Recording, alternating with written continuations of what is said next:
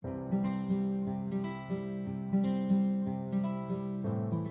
art nerds, I might be evacuated due to Hurricane Ida, but that doesn't mean I've stopped reviewing art supplies. So I have a bunch of student grade watercolors that I want to review with you guys, all inspired by my successes with Mei Liang, Shapiro Farben, and the Superior palettes. I really like those, and I am really hoping I can find some more winners, and I want to show you guys what's coming up in the near future. So I just want to put out there that if you're supporting my work over on Patreon at patreon.com/natosoup, you're going to see these reviews before anybody else. But even if you don't join me over on Patreon, I will share these to the public at some point in the future. So let's take a look at what I found. So we have quite a selection of watercolors. All of these were purchased off of Amazon. All of these were under a $50 price point. That's really important to me when I'm reviewing these kind of student grade watercolors for you guys, because I want to find watercolors that are affordable, accessible, and actually perform to the standard they're expected to perform at. And I do hold student grade watercolors to a lower standard than professional grade watercolors, but since they're at a lower price point, they're often more appealing to artists who are just trying out the art form. So it's really important to me to try and find ones that you guys will like. All of these were purchased with funds out of my own pocket. Much of that was garnered through teaching, but I also get a lot of support and use a lot of my Patreon funds to purchasing art supplies for you guys. So if you want to support that, one more time, patreon.com/natosoup. So we've got a lot of watercolors to explore together. I'm really excited about that. I've been kind of hoarding them until all of them came in. And considering Hurricane Ida has messed up the mail and Amazon services, it took a while, but most of everything is here, so I can kind of give you guys a sneak peek, give you guys an overview. I have not unboxed any of these.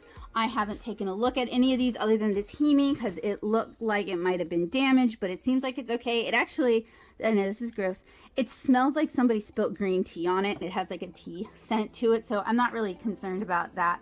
So some of these are based on recommendations, positive word of mouth that I've heard in my Discord server. The paint box, like the Mungyo watercolors, has some fairly, this is a brand that other brands often white label. So like the Jane Davenport watercolors and the Prima Marketing watercolor confections are actually Mungyo watercolors. There are also watercolors that I've seen on the internet a lot and kind of held myself off from buying because they look like student grade watercolors, and at the time they were being sold as professional watercolors, and I was like, there's no way I'm gonna like them. But Etcher has kind of revisited their stance on that, changed some of their marketing, so I'm ready to take a look at these. I've also heard some decent things about Simi Art watercolors, so I'm excited to try these out. I had a really bad experience with the Mia watercolors, but other people have had really positive experiences with Hemi or Mia watercolors, so I'm giving them another shot. This is a very different palette from the last one that I reviewed, so I'm hoping this one might be a winner. Although I'd never heard of Rosa watercolors before, this Ukrainian brand has some really promising reviews, and I hope that I have similar results. They've been compared quite favorably to White Nights, and I know how much everybody loves White Nights, so I'm really hopeful about these. These probably fall more into the professional grade category, but they're priced like student grade watercolors, so I'm really hoping I'm onto something here.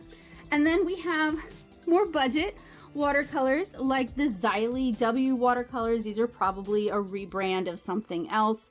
They didn't necessarily look particularly good, but they were particularly cheap.